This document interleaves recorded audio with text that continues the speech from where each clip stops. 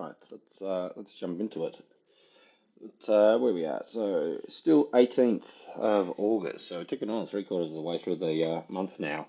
22:12. So yeah, 11:40. So a little bit late on the Sunday night, but it still gives us a chance to sort of view things before we step into the new week.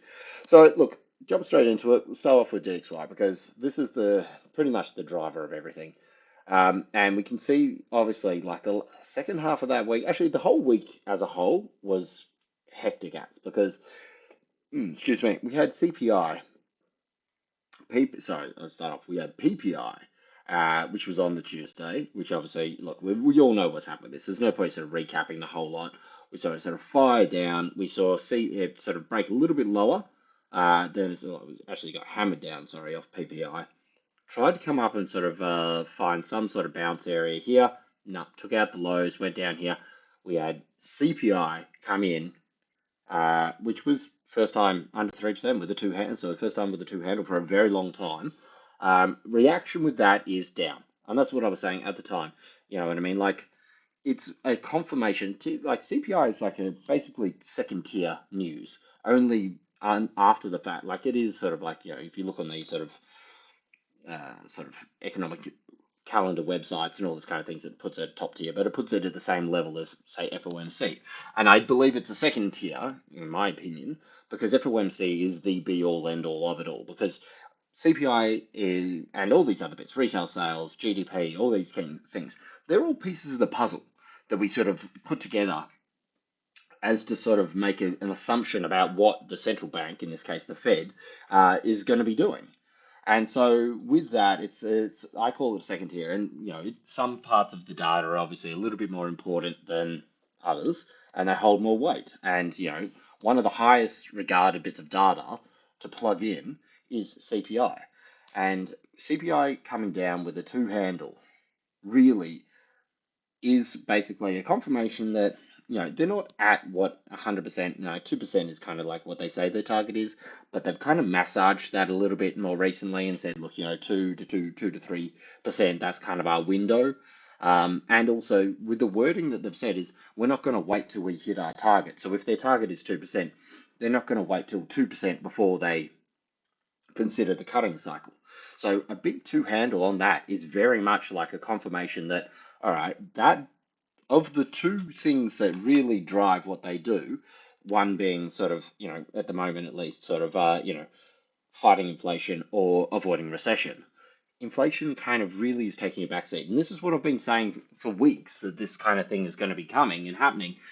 And so the number one thing now is, okay, well, let's not force a recession. And we saw what happened the other week. Like, what was it, 2 weeks ago now, 2 weeks ago tomorrow, where, like, basically it was the carry trade from the yen unwinding, but markets got demolished. You saw how scared people were. Like, we had sort of like, I think 12% down on Nikkei. We had sort of 7% down on 7% down on S&P, like Nasdaq, like big numbers kind of things, like the kind of stuff where people are sort of like VIX went through the absolute roof.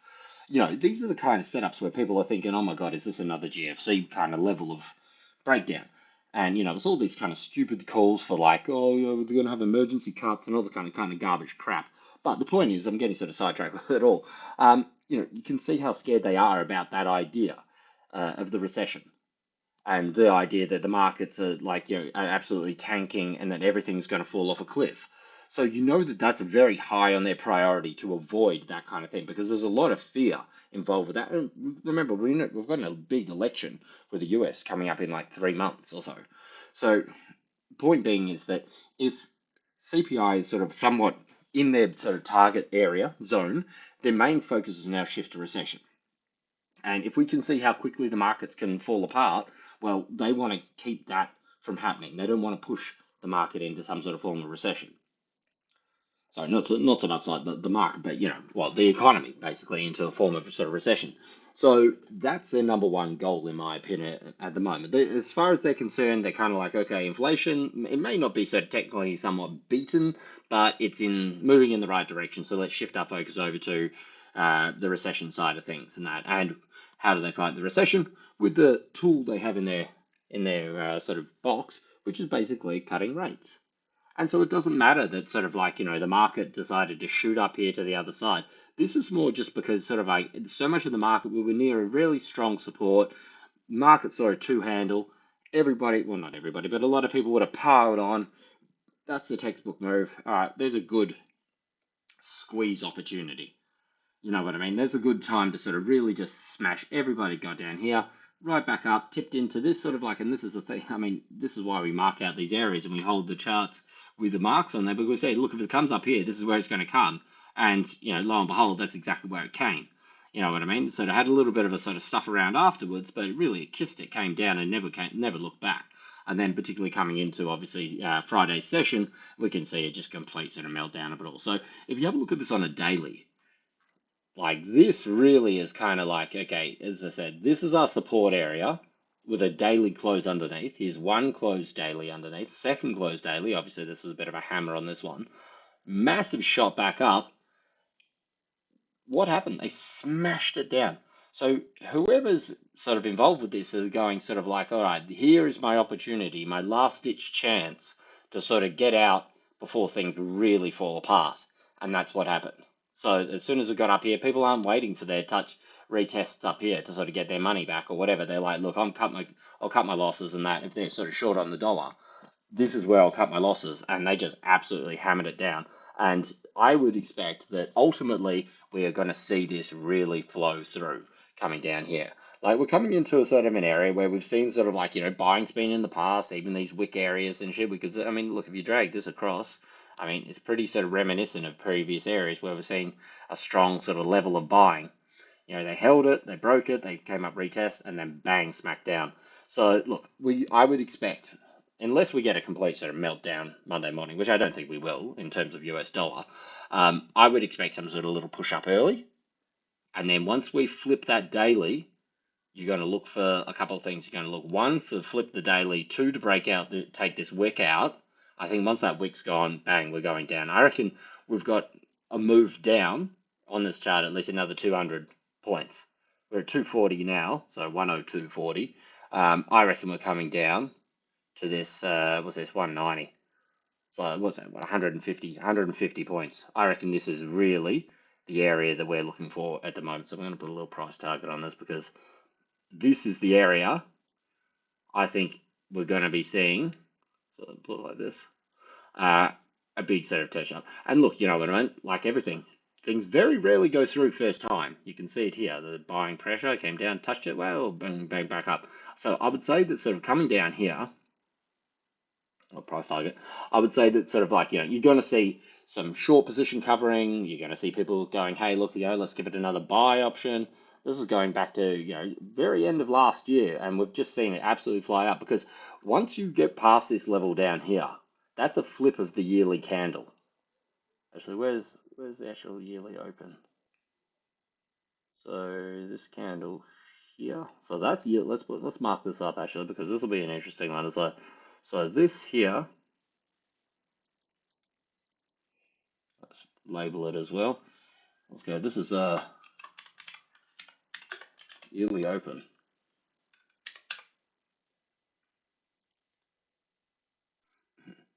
So yeah, a flip of this level here. Look, I do think in this area here you could probably look. I mean, there's a fairly where are we at? Sort of 42.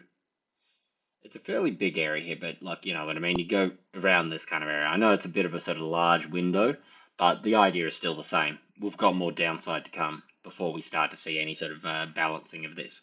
You're going to get people who go, okay, let's try and sort of buy it up here. This is last year's lows. Well, is it? 23? Oh no, it was last year's. It was just the end of December. So this is last year as it closed. We've got the open here. We've been way up around here, and now we're coming back down to really test those sort of lows down there. So this is going to be an area. It's going to be tough to get through. I don't think it's going to go through straight away. But the point is, in the here and now, we've got an attempt to sort of push back up, which got absolutely blasted and smacked on the nose with a very strong close down to the bottom side here. And I'll get onto the other sort of corresponding things in a moment because we're seeing a lot of breakouts, which you would expect to see with this kind of US dollar weakness. And as the US dollar sort of sells down, The flow has to go somewhere. So we're going to see equities push a little higher. We're going to see probably, look, the thing is realistically, this is why US dollars are so strong because, when it all goes into the US dollar, bang, that's when it runs. And that's why when, DXY gets on a bit of a run, it's very hard to turn around because it's not just one source of flow coming into it. But as it comes out, it's going into the metals, it's going into, euro, and I guess the couple of the other crosses. It's going into equity markets. So it gets sort of diversified out a little bit. But really, at the moment, that means all these things are most likely going to see a bit of a pump up. So what I'm expecting here is probably a little bit of a push up early, a little bit of sort of Asia session for it to really sort of think about what it's going to do. But the big things I'm going to be looking for are the flip of the daily candle and then to take out these wicks down the bottom here. Once we take out these wicks, I reckon that's open season to sort of just maybe really shoot down here quite quickly. We do have a little bit of this potential sort of lower side over here, but the fact that it couldn't come up and sort of commit with a top side here makes me think that, they're not even looking at structure to sort of orderly sell this thing off. They're just looking for the door as quick as they can, and they don't care about it having structure. They're just like, I want out. So that's going to lead to some sort of capitulation at some point. So what does that actually mean across the board? What am I sort of looking for with it all? Well, as I said with this, I think short, a little bit of push up early in Asia. I think then a bit of a flip and push down, and quite a solid sharp move down is what I'll be looking for. And look, let's flip across. Gold, absolutely through the roof. This is what I've been sort of talking about for a long time. You got to look at these sort of things here because this was the range that we were playing. This was the little breakout that I sort of called last week, or when was it, 2 weeks ago or so. I said, look, we're coming up here. Bang, we tested it, came back down, came up, bang, rock again. Oof, that is a solid, solid breakthrough to the top side. Let's get rid of that. And that's a solid close. Now, this is on a daily. So if this is your range, we know sellers have been here. We know sellers have been here. We can see that they tried to push it down here. Well, they're gone. Whatever sort of person was trying to sell this down each time, look at how much it didn't quite get. And this is what I was saying the other day as well. That sort of, if this is your channel, the fact that this couldn't come down and complete the bottom side of this, well, that's a little bit telling. Look, it's not a fully confirmed, but you can see buyers are here, buyers are here. Buyers didn't even wait to have the opportunity to buy at 350 again. They said, look, I'll push it up and I'll buy it from this level here. And they've moved up. And this is the thing, these charts tell a story. And it's just about, okay, where are the buyers? Where are the sellers? Where are the buyers depleted? Where are the sellers depleted? These kind of things.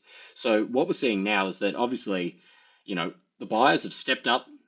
We've hit this level here. You've got this strong lot of sellers around these, keeping it under 25. They pushed it down again, and then it just went bang through the roof, and a very strong sort of close there. So if we put, have a look at this on a weekly. Like, is that anything but bullish as hell?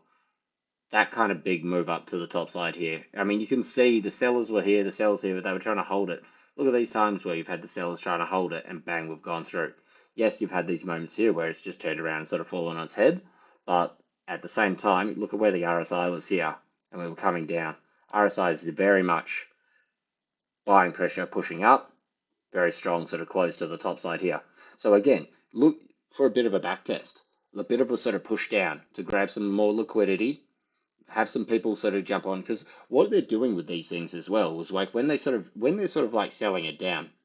It's, look, there's so many moving parts to these markets. It's not like, okay, everybody's doing this, but pretty much you're going to get some people to go, look, this is enough. And look, I actually jumped out. I jumped out at 24.90 on the weekend. I held on to my Aussies and I held on to my silver and sort of banked quite hard on those ones.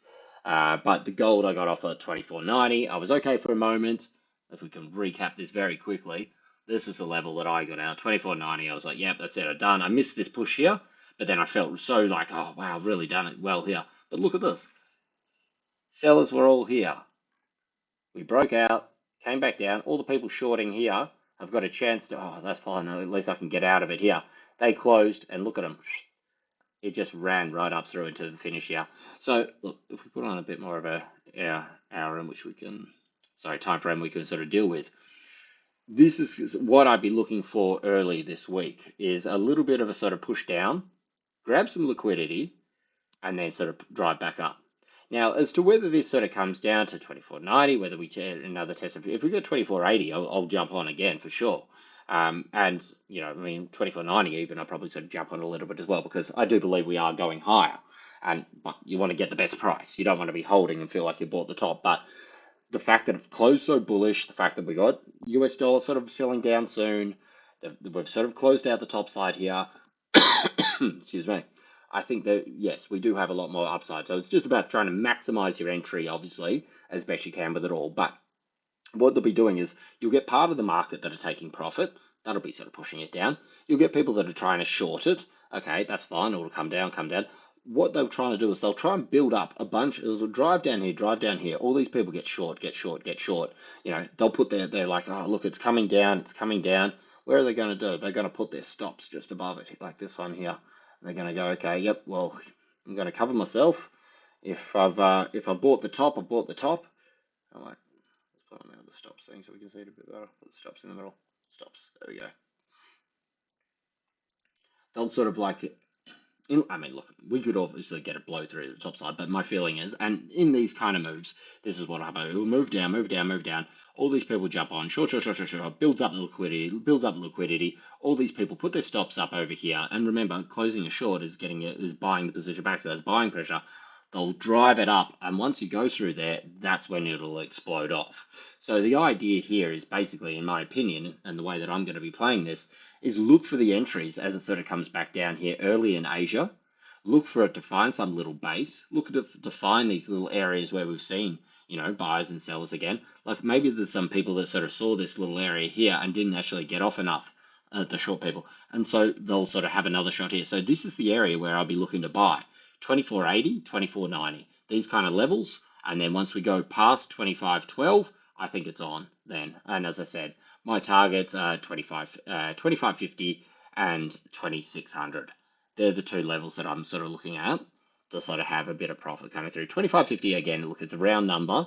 So this is, actually I won't make that because it makes it look like some massive overall level. We'll put it around here. 25.50 and 25.60 price targets. And if we sort of recall, I think it was 25, yeah, here we go, 25.48, remember, was the 161 retracement of this last push down. So if we put this right across the side here, let's just do it from this point, here, through the middle.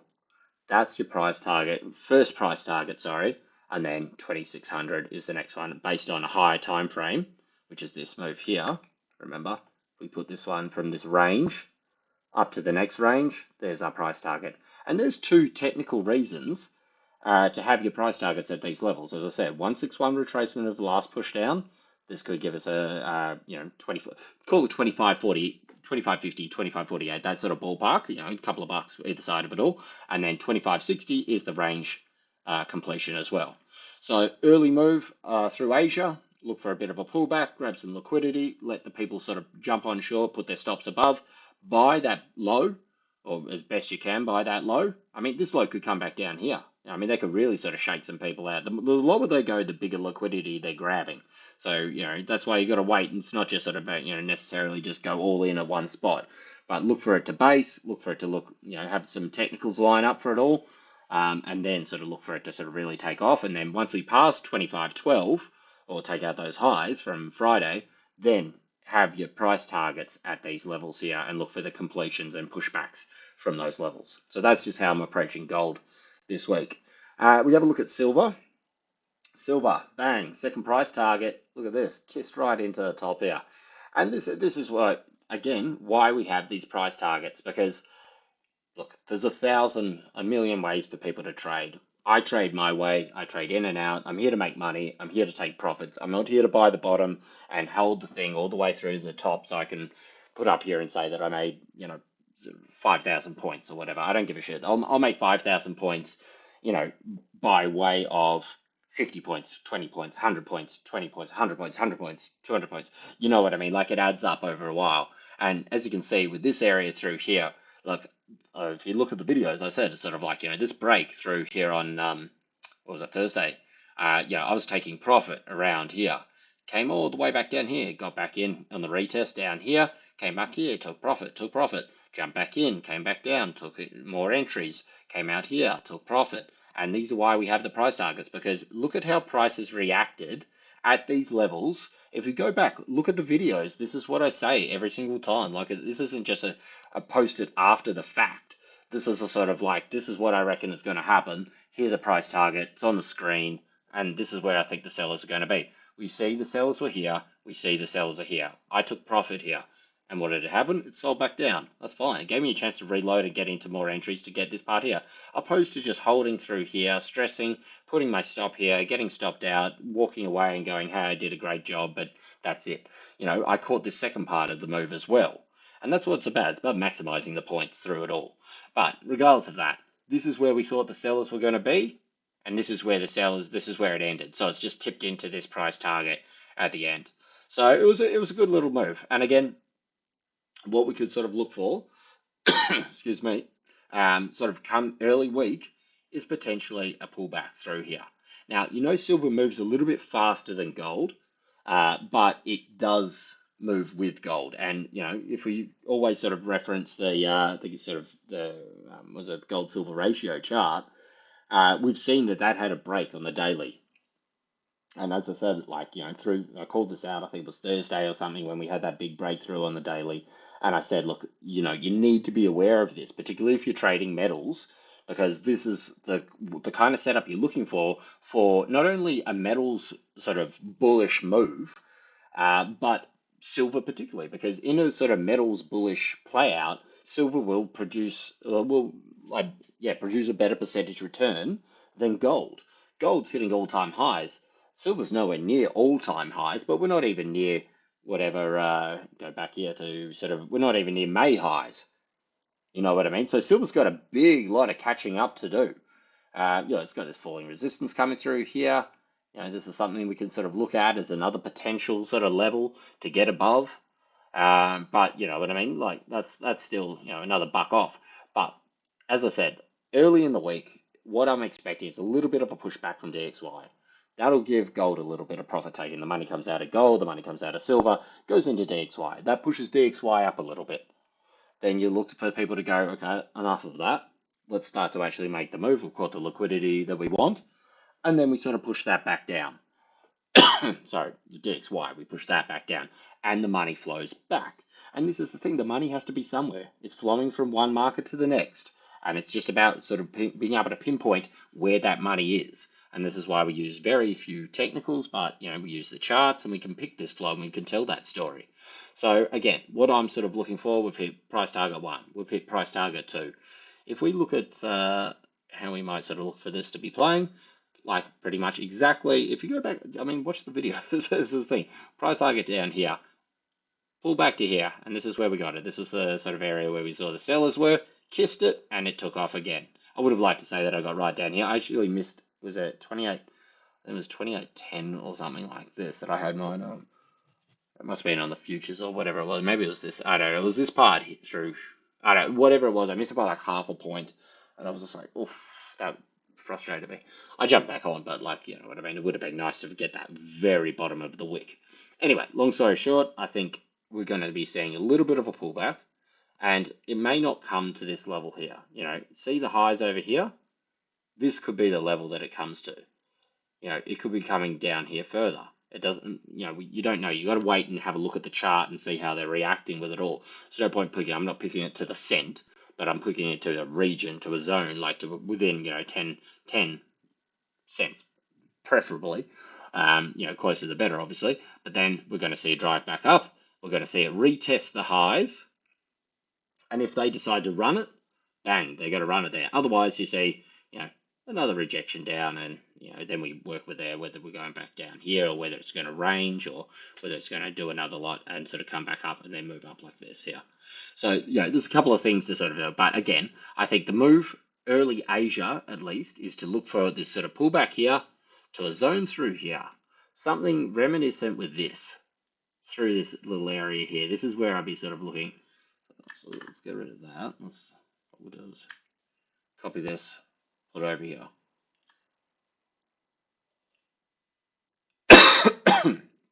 Excuse me. All right. So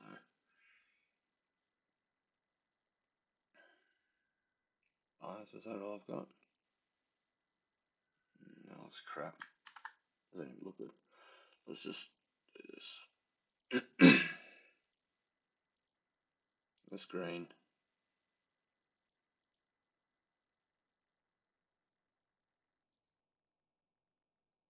Whatever.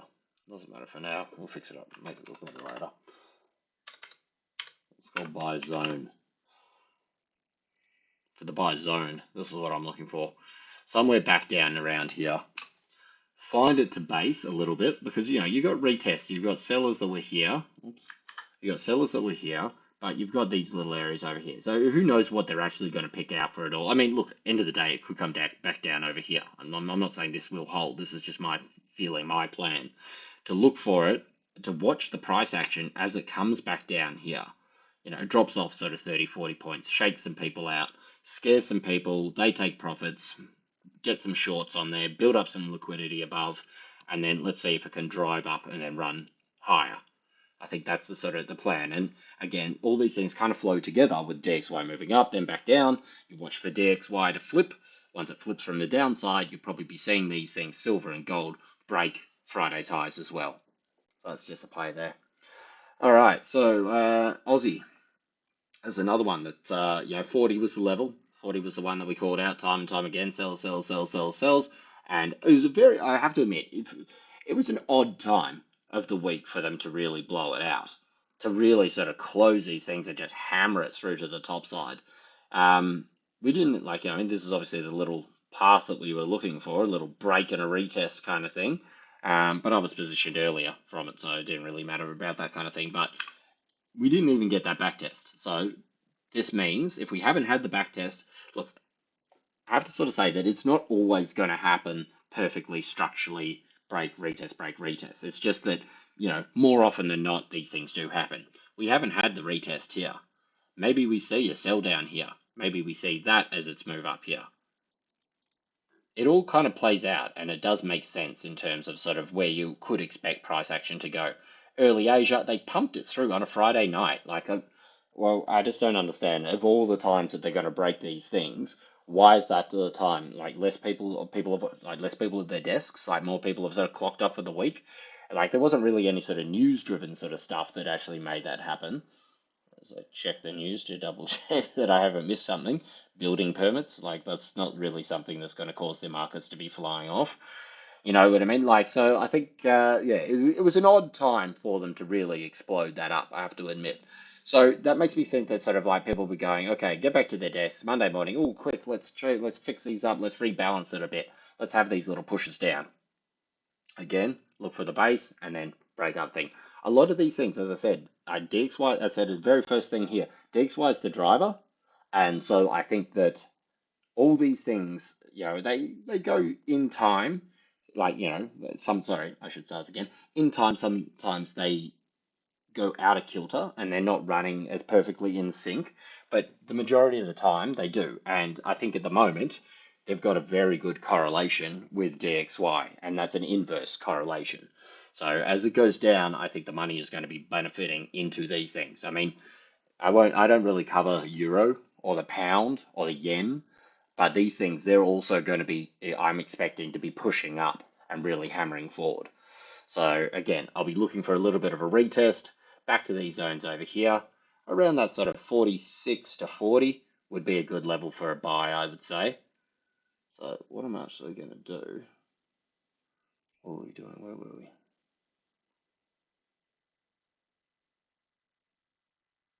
Oh, silver. This one here.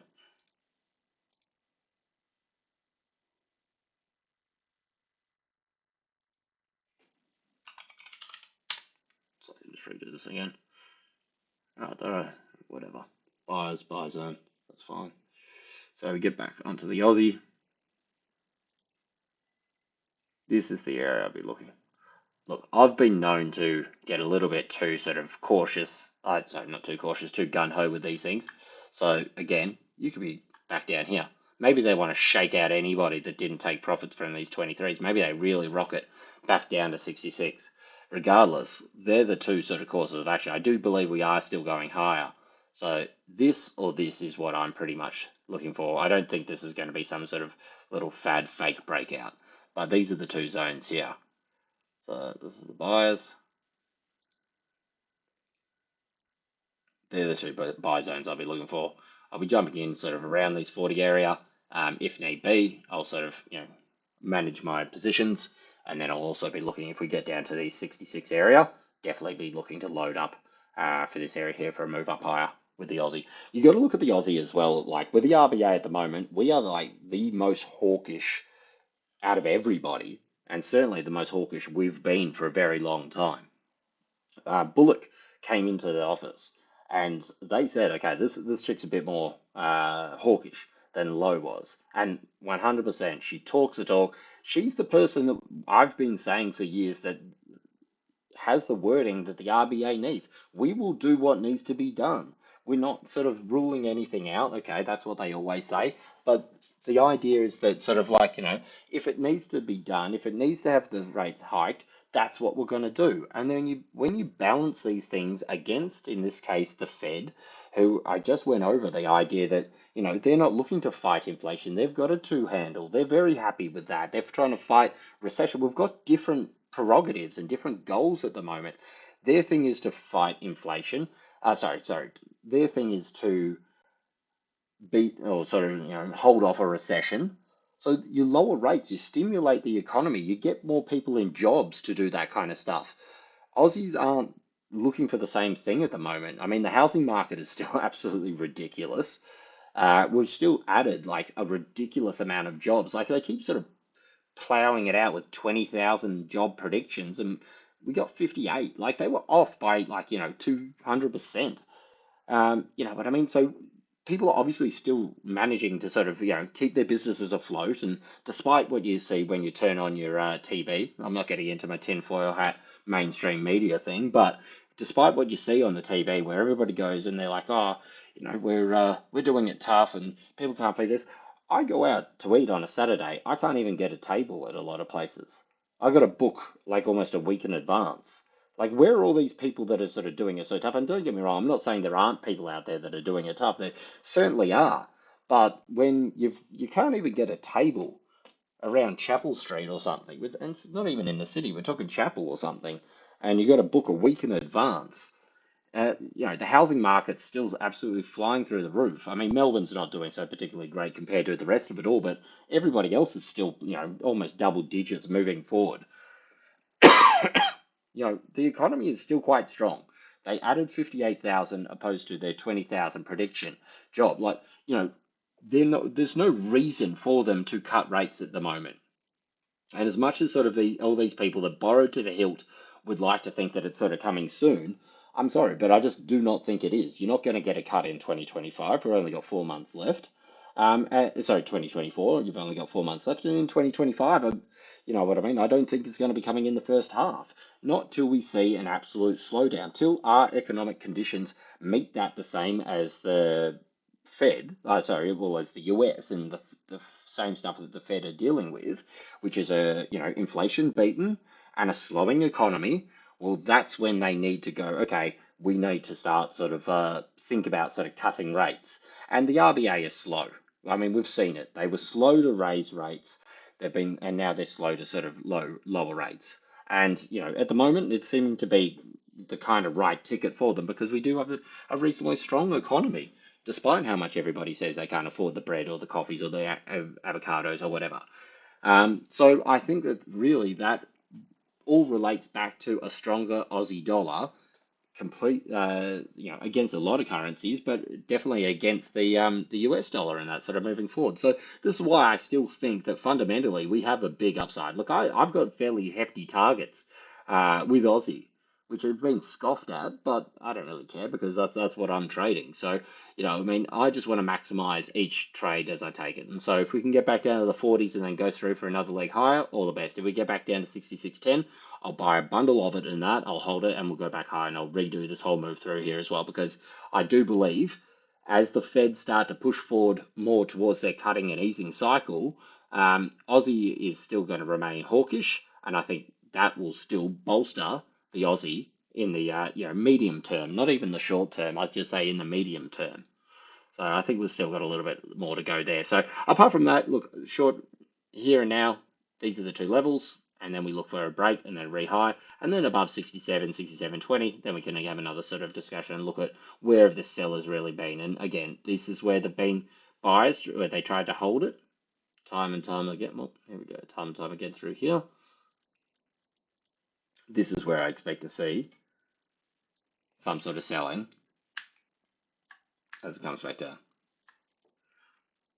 And just the last thing on Aussie is the fact that if this does play out, as I've sort of said with it all, I will keep buying Aussie on dips pretty much until we start to see that sort of, weakening economic data. I mean, our economic data is kind of weak anyway in that, but till we start to see inflation really start to come down and we start to see them sort of see, the other parts of the sort of data, the other tiers of the data that sort of support a more of an easing and a cutting cycle, like, you know what I mean, jobs start to sort of like go down a little bit more and we start to see, employment down, these kind of things. All right, anyway, moving on. Copper. Copper bounced right back. Like it actually was doing quite well and then sort of it really got sort of shook out a little bit earlier. But like everything, the flows came back in and it pushed back up. Short term, I still think we have this sort of falling resistance in this horizontal. This is the area, this is my price target for my current positions to look through here. So this is just where I'm looking for. There's not really a great deal you can sort of say about it at the moment. Like the fact that it sort of like bounced back up and sort of came back out at the top, we're seeing it just about sort of like sort of say that we're done with the sellers here, done with the sellers here.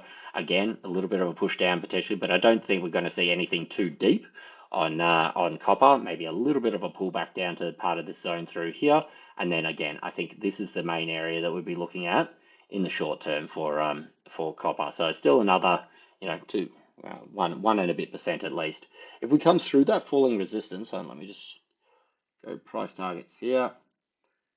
If we go through this sort of falling resistance, well, we got some really nice. I mean, this is going to be a bit of an area they tried to hold it on the way up, flow back through here. Takes a while on that. These are levels that let's jump onto something a little bit of a higher time frame. These are areas, as you can see, that we've seen as top points in that on the way back down previously. So, these are going to be areas that are going to be a little bit more difficult to sort of get through. But, again, if you're out of this falling resistance, maybe sort of a bounce back here, but, that means that you've changed the uptrend, downtrend, and that's bucking that, and then we're going to start to see potentially another move back up. So long term, medium term, I don't know, end of the year, I don't know how fast this particularly is going to want to move, but this is an area in which I think, 460, I think is a fair value for copper if we do get out of this channel. A lot of work to come, but we have sort of seen. And I will sort of say again, this is the power. Let me get these out of the way. This is the power of the negative divergence. You can see down here, and this is what we called as it happened, and came down and made this low, back retesting those sort of breakout points. This is the breakout, and this is the reaction here. So we've seen a move off the lows from that negative divergence low of 5.5%, pretty much. What's that down here? 5.7%. So, negative divergence, particularly higher time frame, the better, are very strong reversals. Okay, we've got China, and again, look, it came up, retested the bottom side of this little, if we put it back on the 4-hour, you can see this a bit better. This was the that little triangle resistance. It broke, it came up here, found its level, and then bang, pushing back down. So I would expect that, till we see a big break in the US dollar, I would expect this to be the little consolidation box. Again, look, I do think we are finally actually going to be breaking to the downside here, where the US dollar is going to be across the board. You're going to see the same with the yuan.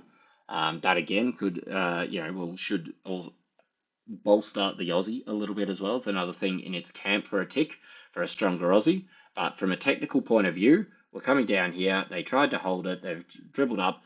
Sellers aren't really letting it sort of much past these same zones up over here. So if we sort of get a break down to the bottom side here, particularly if we come down under these lows, then I think that's going to be a trigger. And we're going to see quite a large move because this is a big area. This is that neckline of this. I know this right shoulder is a little bit iffy. I get that. But the general consensus, you have a high, you have a high, and now you got a lower high than this high. So kind of a right angle. Again, this is my price target, which it has been for a long time. Quite a while on that, actually. I think back around this level over here. You can see this, that was the neckline that I was sort of calling back over here. So this is when I thought it would have a nice little right shoulder of this size here, but obviously it's grinded on a little bit longer. But again, they're soaking out as much as they can. So look, till we break this consolidation box, nothing's confirmed. We know the buyers are selling in this, sitting in this zone down here. So you want to see a breakdown here, and then obviously take out these lows for the weeks for a continuation to the bottom side there. All right. So look, that's it for the charts. In terms of news, we've got Jackson Hole coming up. That's the big one for the US. So I think that's happening sort of maybe sort of sometime later in the week. Excuse me. Starts on Friday, so I think I might actually go for a couple of days there. So, but yeah, so I think that's going to be the talk of the town, and that sort of through the week. Come Monday, not really much happening. Let's put this across so everyone can see, or everyone, 5 people, 20 people, or whatever the view it. Um, Monday, not too much going on. Tuesday, this might have some sort of impact, particularly as I said with China, and then across the board with Aussie. We've got the sort of the rates basically of China. Look at this, just pretty much looking to sort of come in flat. So it's not a great deal I'm sort of looking at for this.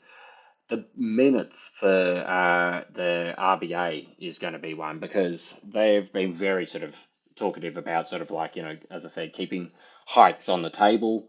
If we come out with a little bit more of that sort of backing and that more wording, so that'll be something to watch Tuesday morning for Aussie. If they come out and they sort of got some pretty hawkish tone sort of sounding stuff in there, that's another reason that we could be seeing is a bit of Aussie sort of powering up a little bit more through there. Coming down, look, CAD, CPI, Canadian one, CPI there. Actually looking at tick up. That's month on month and shit, but yeah, 2.9 down to 2.8. Okay, still again under that sort of level. You can get a bit of a flow on with Canada and that if you do sort of see large moves either side of these sort of prints and that can flow onto the US dollar, which obviously affects the other things accordingly. Wednesday, again, look, it's all low tier sort of news. It's not a great deal. We got the Fed minutes. Again, same with the RBA. Like, if we sort of see some stuff on the flip side of this that are a little bit dovish, that could be sort of another sort of nail in the coffin for the US dollar in the short term. And then we got PMI day Thursday as well. So obviously ticking through all the different sort of central banks there. Nothing really sort of standing out sort of through here. US is obviously a big one that's going to move the markets a little bit. Expecting a little bit of a tip down. Have they been revised? Oh, it's not revised already. I thought it goes revised as the new print comes out. But very strong with the services last month. Manufacturing obviously down. So a lot of people sort of probably services. I think the breakdown of this is obviously if they're not making their money doing whatever, they're picking up extra jobs in the sort of like service area. And this could be sort of, bolstering this kind of side of stuff a little bit. So, yeah, we'll have to sort of wait and see how this. I will check it and I'll probably actually sort of include it on the Monday or the Tuesday because I've got to have a closer look. But my feeling was last month, this setup here, which is obviously 50 is the baseline with these things, and they both came in fairly flat, but you had a stronger if it came out at 55 or 56, I think it says here, revised to 56 from 56. 56 is obviously a fairly big jump above 50. And I think US dollar got a bit of a kick off this last month. I'll have to sort of confirm on that one there. But apart from that, as I said, yeah, Jackson Hole I think is going to be the talk of the town this week. So I have to see how that plays out. All right, beautiful. Anyway, bit of a longer one just for the weekend cap. This is the first weekend cap back since Europe. And yeah, man, it is so good to be back on the full screens with the full setup. And yeah, let's just see how this week plays out. All right, that's it from me. Ciao.